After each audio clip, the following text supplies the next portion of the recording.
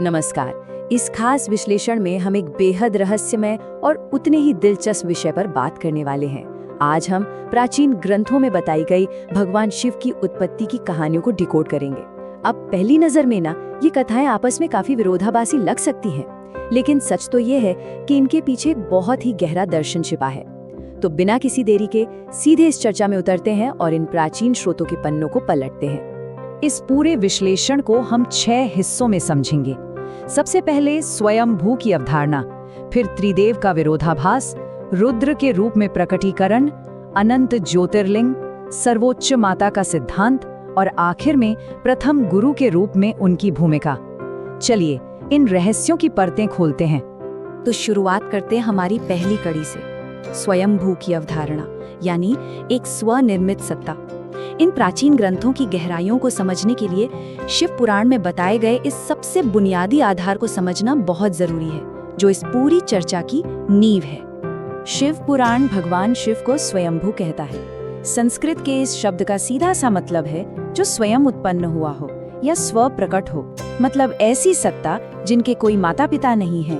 और यहीं से एक बहुत बड़े विरोधाभास की नींव पड़ती है कि हम एक ऐसे रचयिता की बात कर रहे हैं जिसका अपना कोई रचयिता है ही नहीं। अब सोचने वाली बात यह है कि शिव पुराण के हिसाब से स्वयं उत्पन्न होने का असल मतलब क्या है। इसका सीधा सा अर्थ है पूरी तरह से पंच तत्वों से परे होना, मतलब पृथ्वी, जल, अग्नि, वायु और आकाश का उन पर कोई असर नहीं है। उनकी उत्पत्ति किसी भौतिक प्रक्रिया का नतीजा नहीं है, उनका कोई जन्मदाता नहीं है, और बिल्कुल इसी वजह से वो पूरी तरह से अमर हैं। ये किसी इंसान का नहीं, बल्कि एक शुद्ध ब्रह्मांडीय ऊर्जा का वर्णन है। आगे बढ़ते हैं दूसरे भाग पर, त्रिदेव का विरोधाभास, जहां हमें कुछ विरोधी प्राचीन वृत्तांत देखने को मिलते हैं। ये रहस्य तब और भी गहरा और उलझा हुआ लगने लगता है जब हम अलग अलग पुराणों में ईश्वरीय पदानुक्रम को बदलते हुए देखते हैं। जरा इन 2 अलग अलग दावों को देखिए।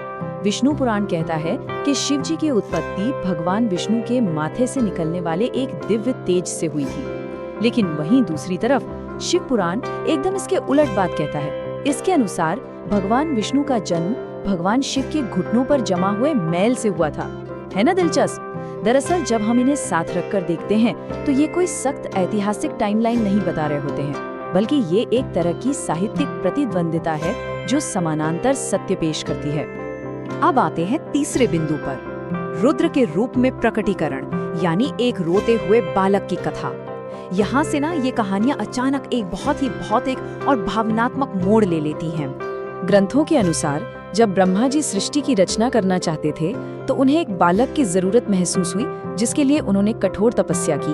और फिर क्या होता है, अचानक उनकी गोद में एक रोता हुआ बालक प्रकट होता है। वो बालक सिर्फ इसलिए रो रहा था क्योंकि उसका कोई नाम नहीं था। तब ब्रह्मा जी ने उस बालक का नाम रखा रुद्र, जिसका शाब्दिक अर्थ ही होता है रोने वाला। ये पूरी कहानी उस विशाल ब्रह्मांडीय सत्ता का एक तरह से मानवीकरण कर देती है। और यहाँ एक बहुत ही अद्भुत और हैरान करने वाला प्राचीन तथ्य भी छिपा है। क्या किसी को अंदाजा है कि उस नवजात शिशु को चुप कराने के लिए ब्रह्मा जी को कितने नाम सोचने पड़े? 1 या 2 नहीं, पूरे 108 नाम। जी हाँ, 108 नाम देने के बाद जाकर वो बालक शांत हुआ था। लेकिन यहाँ पर एक बहुत ही स्वाभाविक और गहरा सवाल उठता है। अगर शिव सच में स्वयंभू हैं, मतलब जो स्वयं उत्पन्न हुए हैं, अजन्मे हैं, पंचतत्वों से परे हैं, तो फिर एक शिशु के रूप में भौतिक जन्म की ये कहानियां मौजूद ही क्यों हैं? इसके पीछे क्या वजह हो सकती है? इस सवाल का जवाब हमें हमारी चौथे भाग में मिलता है, अनंत ज्योतिर्लिंग, जो कि एक बहुत बड़ा ब्रह्मांडीय रूपक है। इस पूरे विरोधाभास की गुत्थी देवताओं के बीच हुए एक विवाद से सुलझती है। ग्रंथों में एक बहुत ही मशहूर घटना का जिक्र है। एक बार भगवान ब्रह्मा और भगवान विष्णु के बीच इस बात को लेकर एक भयंकर विवाद छिड़ गया कि आखिर इस पूरे ब्रह्मांड में सबसे श्रेष्ठ कौन है। दोनों ही अपनी अपनी श्रेष्ठता साबित करने में लगे थे। तभी कुछ ऐसा हुआ जिसने सबको चौंका दिया। उन दोनों के बीच अचानक महादेव आग के एक विशाल धधकते हुए खंभे के रूप में प्रकट हुए। इसे ही हम ज्योतिर्लिंग कहते हैं। और मजे की बात ये थी कि इस खंभे का न तो कोई आरंभ था और न ही कोई अंत। ये घटना एकदम साफ तौर पर यह साबित करती है कि वो ईश्वरीय सत्ता मूल रूप से अजन्मी और अनंत है, जो हर तरह के भौतिक आकारों से पूरी तरह परे है।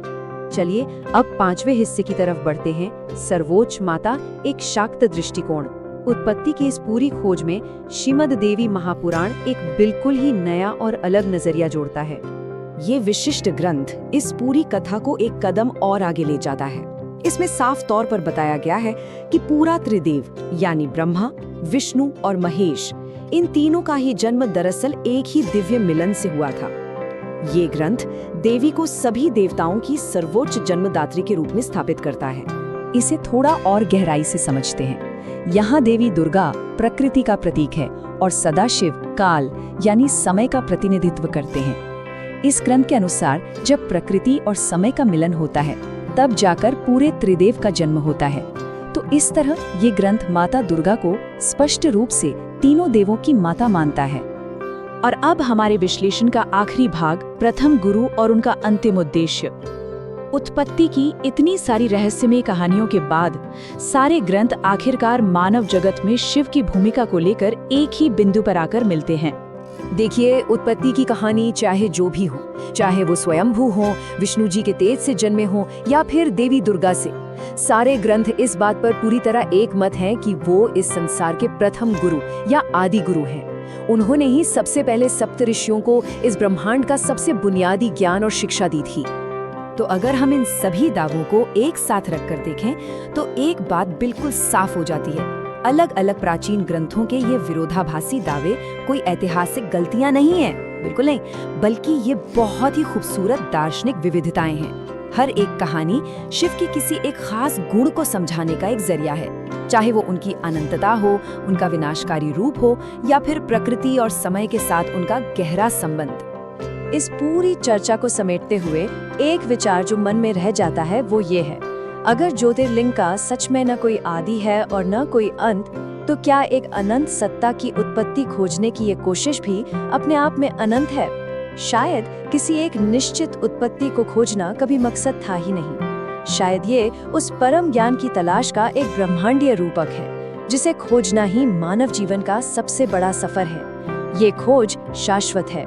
और इसी विचार के साथ हमारा आज का ये विश्लेषण यहीं पूरा होता है।